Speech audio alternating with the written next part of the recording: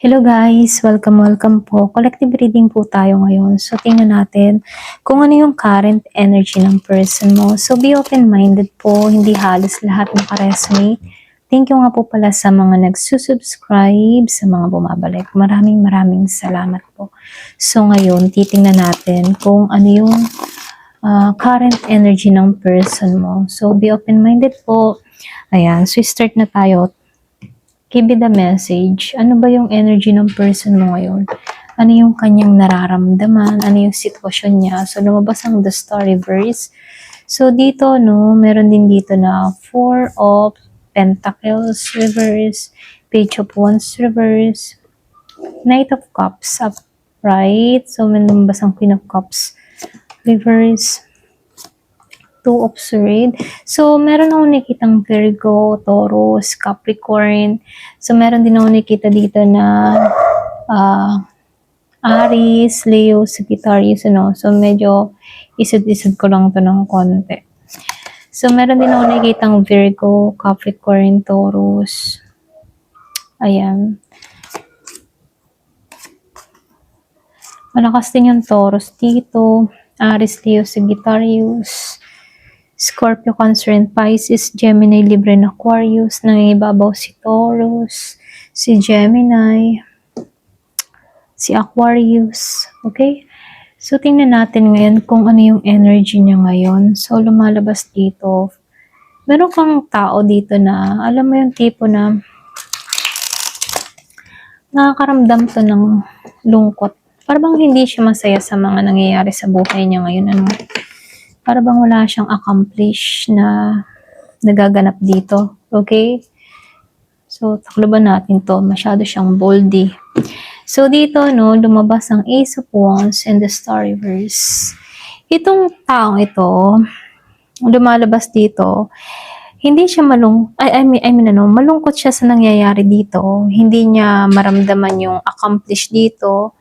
Pwedeng sa pagkakalayo-layo niya dito, no, dun siya nakakaramdam ng lungkot. Pero itong tao na to, andun yung pagnanais niya ng bagong simula. Okay? Bagong kabanata sa'yo, or pwede rin naghahangad to ng bagong connection, or pwede rin renewal. Okay? So, nakikitaan ko dito, no, ayaw na nitong ng ganito sa the Star Reverse. Ayaw niya nang maramdaman yung bigat, okay?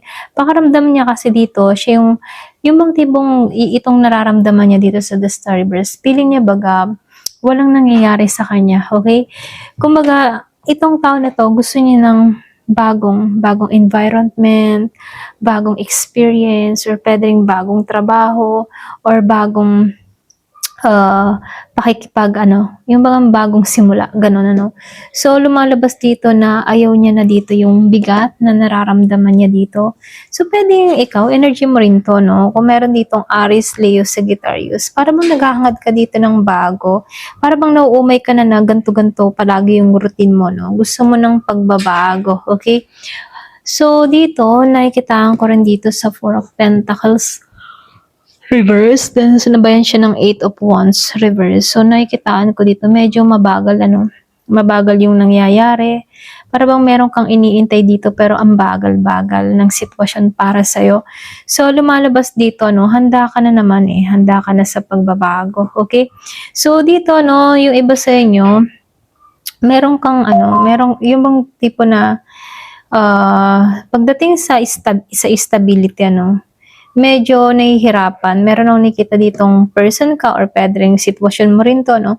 Meron akong nakitang tao dito na nahihirapan pagdating sa kanyang financial. Para bang ang bagal-bagal bago magbago yung sitwasyon niya rito, no? Naghahanap to ng pagbabago dito sa Ace of Wands, pero napakabagal, ano? Pwedeng meron tong mga iniintay, or pwede ring meron tong plano na gustong mangyari, pero hindi matuloy-tuloy, okay? So, meron akong nakitang intay, pwede nag-iintay siya dito ng pera, budget, or pwede rin nag-iintay ito ng tawag, message, mga ganun, no? So, meron siyang mga iniintay dito, pero medyo mabagal, okay? So, dito, nakikitaan ko rin dito si Page of Wands reverse and the Hierophant reverse. Kumbaga, nakikitaan ko dito, meron kang person dito na medyo ano siya ha, para bang nawawalan na talaga ng pag-asa. Hindi siya makakuha ng diskarte dito, no? Para bang hindi siya makapagplano, wala siyang focus, ganyan. So, malakas dito, no? Taurus. Meron akong nakikitang Taurus, meron ding fire sign, Aries, Leo, Sagittarius. Kumbaga, ano, itong tao na to, para bang naiinip na siya sa mga nangyayari sa kanyang buhay dito, no? Kasi walang pag-usad, wala pang nangyayari, ganun. So, dito, para ba siyang nawawala na ng pag-asa para rito, no? Kumbaga, nakikitaan ko dito, no? Yung bang tipo na nabibigatan siya, okay? Nabibigatan siya sa mga nangyayari sa buhay niya rito, okay? Para bang itong tao na to, no? Para bang naging mailap sa kanya yung tadhana. Hindi niya alam kung kailan, paano, ganun. May mga tanong siyang ganun, ano. Hindi niya alam kung paano ba maayos ang lahat, paano niya gagawin, kailan siya kikilos, mga ganyan. So, may time na itong tao na to, nawawalan siya ng sigla, no? Para bang wala siyang lakas ng loob dito. So, pwedeng meron kang person dito na feeling niya, yung bang feeling down sa sitwasyon, ganyan.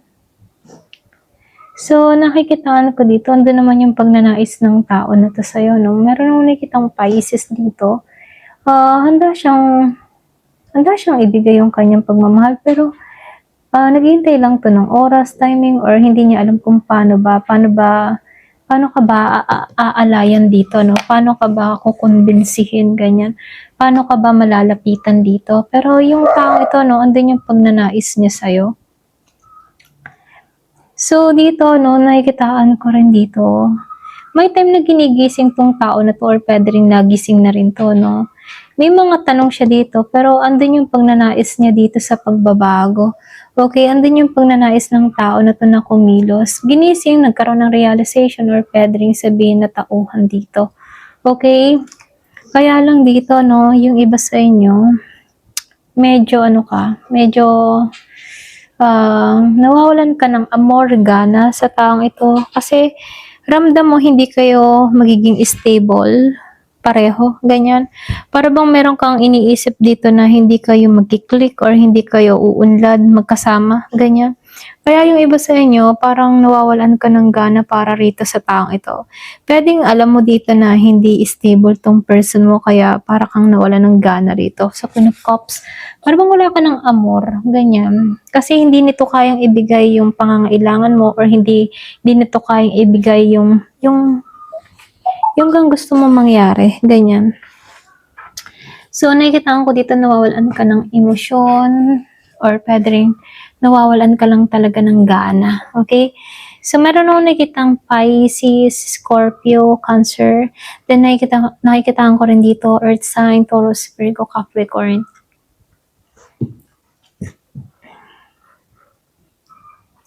So, lumalabas nga talaga, no, nawawalan ka nga talaga ng gana. Malakas dito, Pisces, kung meron kang kadiling na Pisces, or pwede rin ikaw si Pisces, ano. Meron akong nakikitang Year of the Dog, para bang nabuksan yung mata mo dito na hindi ka uusad sa taong ito kung magpapatuloy ka lamang dito, ganyan. So, nakikitaan ko dito, yung iba sa inyo masyado kang practical, or pwede rin sabihin na mas nangingibabaw sa'yo yung yung stability kaysa sa damdamin, ano. So, sa pagiging mong practical dito, ano, pakaramdam mo, hindi kayo mabubuhay dahil lang sa damdamin, ano. Yung iba sa inyo, ha, hindi halos lahat, ano, kasi nakikitaan ko dito, more practical ka, importante sa'yo ang kabuhayan kaysa sa nararamdaman, okay? Yan, ito lang nakikita ko dito sa iba. Meron nung nakikita dito ang Year of the Dog, Year of the Horse, Pisces, malakas dito. Meron din ako nakikitang Gemini, Aquarius, and Libra. Hindi naman sa nagiging masama ka rito para sa taong ito. Kaya lang, mas nagiging kang, andun ka na lang talaga sa realidad, okay? Kumbaga, mas nagiging kang practical na hindi kailangan laging ibuhos yung damdamin mo dito, no?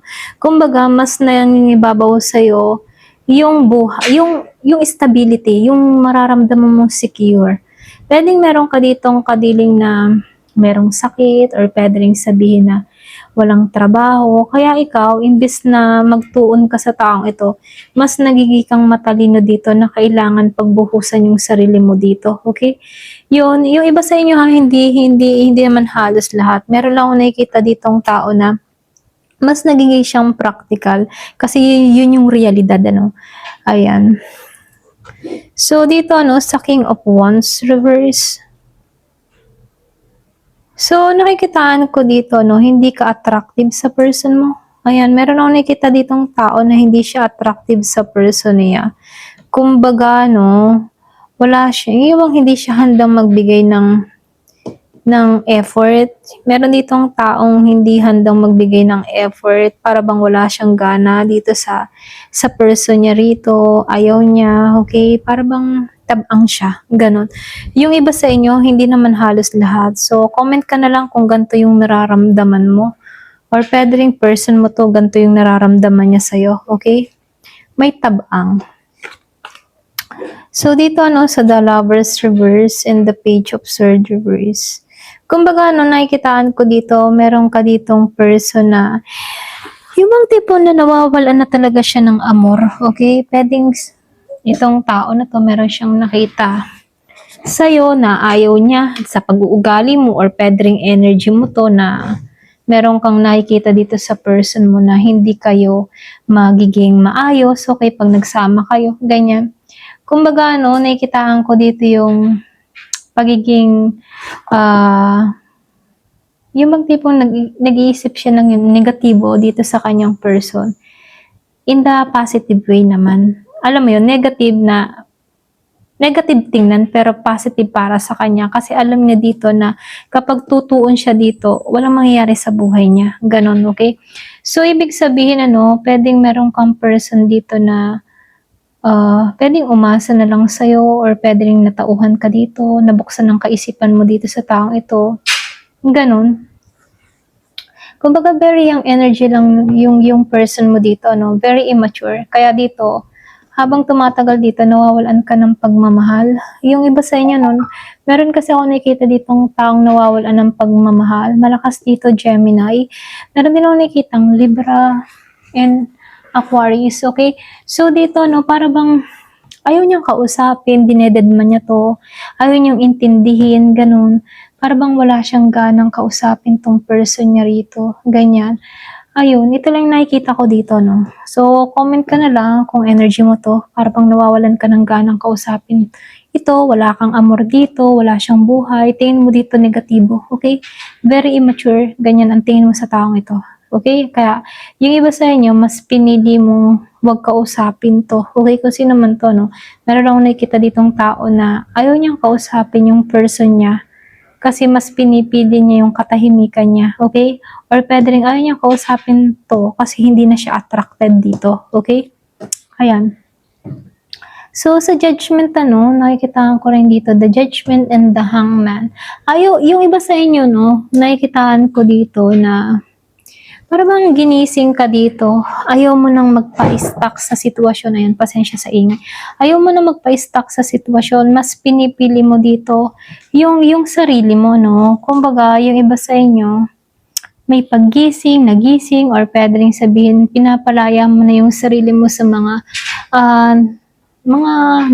nakaraan mo, or sa mga negative na emotion na nararamdaman mo dito. Unti-unti mo nang pinapalaya yung sarili mo, ayaw mo nang ungkatin kung ano nangyayari sa kanya rito, mga ganun, no? So, lumalabas dito, mas nananatili ka na lang sa sarili mo, okay? Yung iba sa inyo. Kumbaga, andun ka sa moment na gusto mo nang maging malaya, ganyan. So, dito, no, sa Six of Swords Reverse and the Ace of Pentacles. Yung iba naman sa inyo, mas priority mo ang iyong kabuhayan, ang iyong goal, ang iyong pangarap. Doon ka nakatuon. Pwede nga iba sa inyo, may bala ka mag-travel, okay? Nag-iintay ka ng visa, or pwede rin nag-iintay ka ng tawag, interview. So, meron nung nakitang flight na parating sa buhay mo, no? So, malakas dito, Libra, Gemini, Aquarius. Meron din nung nakitang Virgo, Capricorn, Taurus. Mas nakatuon ka ngayon sa iyong goal, sa pangarap mo, sa kabuhayan mo. Yun ang pinagtutuunan mo kaysa sa person mo rito, okay? Ayan, so hindi halos lahat, ano, ito lang yung nakikita ko rito. So, dito, no, lumalabas dito, yung iba sa inyo, malakas na yung loob mong alisan to. Ito lang nakikita ko. Kasi hindi ka na-attracted sa kanya rito, no? Para bang nawalan ka ng gana. Or pwede rin hindi ka na lang din masaya sa kanya, okay? Kumbaga, no, wala ka nang pakialam kung anong nangyayari sa kanya rito, no? Bagkus, mas iniintindi mo dito yung iyong sarili or yung iyong buhay dito, no?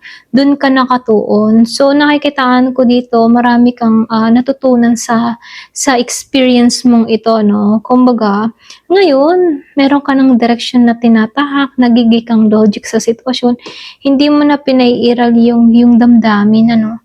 Kumbaga, binago ka ng panahon at hindi ka na rin attracted sa taong ito or pwede rin hindi ka na interesado sa kanya rito. Okay? So, nakikitaan ko rin dito, no, sa The Hierophant, Upright, and the Nine of Cups reverse. Kumbaga, ikaw, no, alam mo yung tipo na yung sinabi ko nga kanina, hindi ka na-attracted dito. Kasi ikaw, mas gugustuhin mo pang manatiling mag-isa kaysa maraming kaagaw, ganyan. So, mas pinipili mo ngayon dito ay yung sarili mo, okay? Kumbaga, bukas yung kaisipan mo sa katotohanan, ano? So, nakikitaan ko dito, meron ditong relihiyoso or pwede rin sabihin nilalawakan mo na lang yung pangunawa mo sa sitwasyon dito, so lumalabas dito, mas nagiging kang matalino, okay? So dito, no, mas gugustuhin mo pang mag-isa kaysa marami kayo, ganyan. So nakikitaan ko dito, ikaw yung tipo ng tao na tradition, kumbaga mas gusto mo yung long term, hindi yung basta pling-pling. Kaya dito masyado kang, yung bang tipo na masyado kang may boundary or pwede rin sabihin na limitado lang kung sino lang yung papapasukin mo sa buhay mo, okay? Para bang meron kang category, ganyan, ano. So, lumalabas dito na gusto mo ay aayon sa standard mo, okay? So, nakikitaan ko dito, hindi ka naman masisisi kung bakit ganun yung ano mo, yung damdamin mo dito, ano. Kasi dito, nakikitaan ko dito, marami kang mga pinagdaanan, bigat, okay, ng kalooban or pwedeng sama ng loob, ano. So, lumalabas dito, dumaan ka din sa betrayal, disappointment, okay, mula sa taong ito. So, nakikitaan ko dito, nabigatan ka sa sitwasyon, kaya dito, no, mas pinipili mo na lamang yung alam mo yun, yung sarili mo, mas pinipili mo yung sarili mo. At nakikitaan ko rin dito, kasi ikaw yung tipo ng tao na kahit may mga pinagdadaanan, basta't nagdadasal ka, nakakausad ka eh. Alam mo yun? So, nakikitaan ko dito, ikaw yung tipo ng tao na nagdadasal ka at nabibigyan ng kaliwanagan yung isipan mo at direksyon at nakakapagpasya ka ng maayos dito. Ganon. Kumbaga ginagabayan ka sa tamang direksyon. Kaya dito, no, alam mo na yung ginagawa mo. Ganyan. Alam mo na yung pagpapasya mo dito, okay? Kumbaga, sinusunod mo na talaga yung totoo mong damdamin. Hindi lang basta, sinusunod mo na yung iyong totoong damdamin dito. Hindi lang basta sabi-sabi ng tao. Ganyan, ano. So, naninindigan ka para sa sarili mo. Kasi naranasan mo to eh, mabetray, masaktan, mainayos mo yung sarili mo, tumibay yung loob mo, nakayanan mo lahat, ganyan, ano. Kumbaga, hindi ka masisisi dito kung bakit ganito katatag. Alam mo yon. Kumbaga, itong tao na to eh, hindi to makapasok sa buhay mo kasi ang laki ng pinagbago mo. Ayan. Ito lang yung nakikita ko, no? Kumbaga, ang laki lang ng pinagbago mo. Ayan. So, tingnan natin kung ano pa yung kukuha na lang ako dito ng 4. Kung anong gusto pang idagdag na mensahe. So, merong 4 tayong card. Peace. So, dito, no, merong gustong magbalik dito. Return, peace, then bitterness.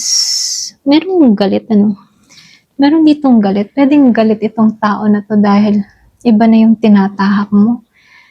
So, meron akong nakikitang masakit magsalita yung iba sa inyo. So, meron din ako nakikitang paglalakbay na mangyayari, ano. So, ikaw, hinahanap mo yung balance or pwede rin natagpuan mo na yung balanse mo, okay? Handa ka na makipagkaibigan muli sa iba, ganyan. So, nakikitaan ko dito, meron lang din magbabalik, ano, kumbaga, magtitake ng chance sa'yo or para bang susugal muli, ganyan. So, nakikitaan ko dito, meron ditong gusto ng second chance sa'yo. Ayan. So, nakikitaan ko rin dito, no, very, ano na to, napaka long journey na yung naranasan mo dito sa tao to at nakaka-drain, okay, yung energy nito, okay? Pero ganun pa man, ayan, kay Shopee. Pero ganun pa man, ano, nakikitaan ko dito, nakaraos ka na rito, okay? So, comment na lang po kayo dito below kung ikaw man yung tipo ng tao na nakaraos na sa kanilang mga person. Ayan. Thank you for watching. Love and peace.